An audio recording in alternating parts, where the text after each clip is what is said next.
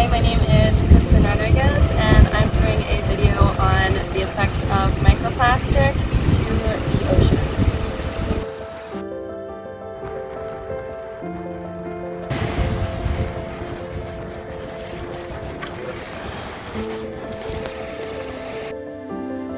So first off, you have to know what microplastics are, because they're different from the larger plastics that you see floating on the surface. Microplastics are very small.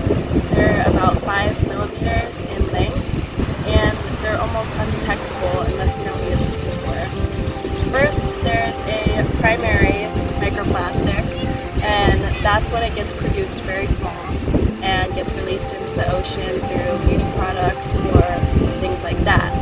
And then there's secondary microplastics, which is a bottle, say it's 5 years old, and it gets broken down over time. The water corrodes it, so it's been in the ocean for a few years, and both plastics are very harmful. Okay, now that we know what microplastics are, it's important to know how they affect our marine life. So basically, it all starts off with the food chain, much like anything else. So it starts out, phytoplankton will consume microplastics or algae or any small species like that.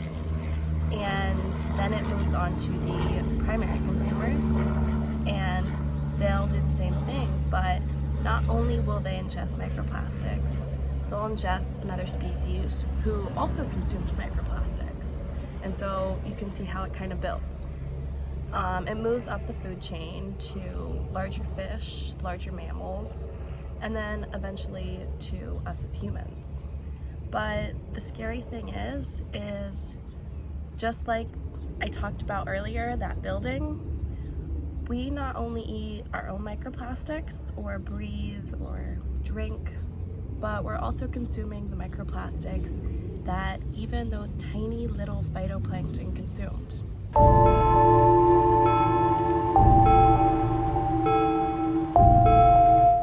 Scientists have also established links between everyday exposure to chemical additives. These reach anywhere from plastic, impaired reproduction, brain health, obesity, diabetes, and even some types of cancer. These effects are evident in babies, children, and adults of all ages. With every new piece of scientific research, the scale and impact of plastic pollution become even more glaring. We are eating, drinking, and breathing microplastics. They are raining down on us and even found in breast milk and fed to our children.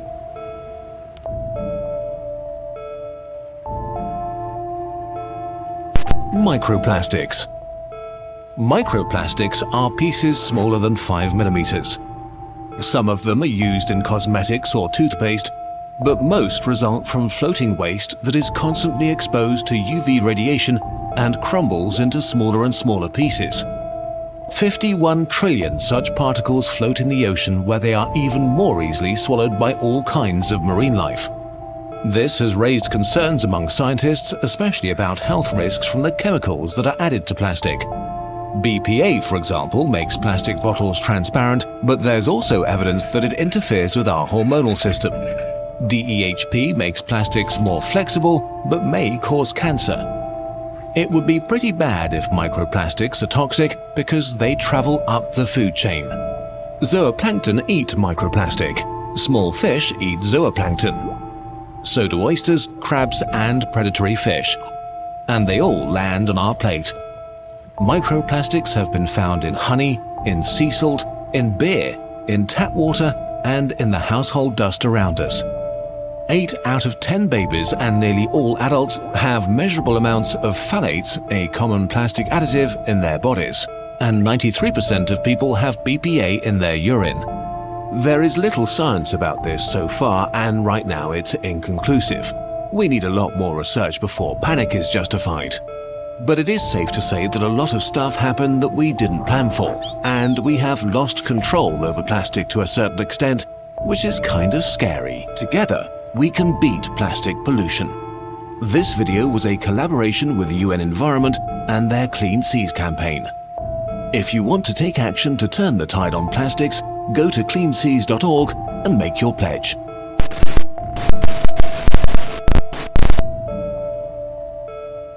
According to American Oceans, a scientific website, this can create direct and indirect threats to sea creatures. As you may know, the ingestion of plastic particles is not healthy for animals and can lead to severe health consequences, including death. However, if the microplastic does not kill the marine life, it can lead to cuts or damage of the internal organs and tissue. Further, it can limit their ability to reproduce, resulting in smaller populations. Because plastic is so widespread, it is practically unavoidable, and the future threats do persist. Today, in 2023, we have over 14 billion tons of plastic in the ocean. 14 billion. What will things look like in the future?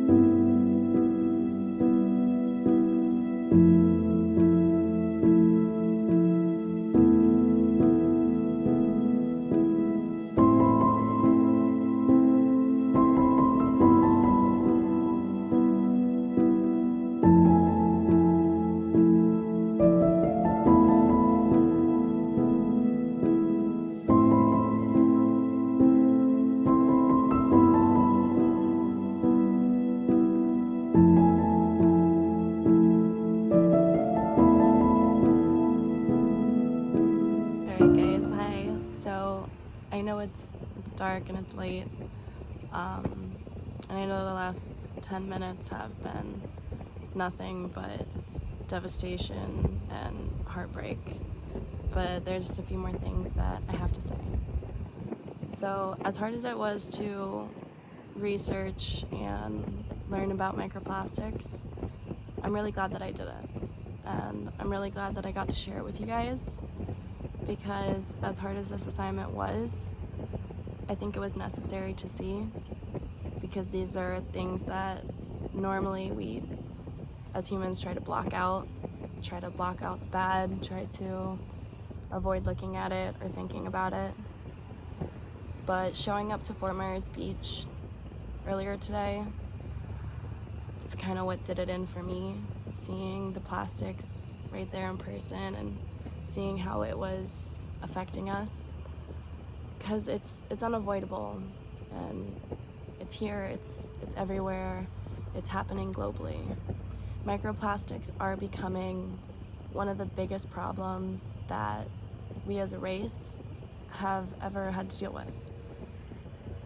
And so talk to people about it, spread awareness, have the difficult conversations that it takes to make a change. Whenever you go to the beach, think about it again. Whenever you think about these big corporations, these big companies, remember what is happening because of them. I know it's hard, but it's not impossible. And having assignments like this and having to do research like this, it helps. It helps to understand it, and it helps how to know how to make it better. So I hope you guys enjoyed, and thank you so much for paying attention.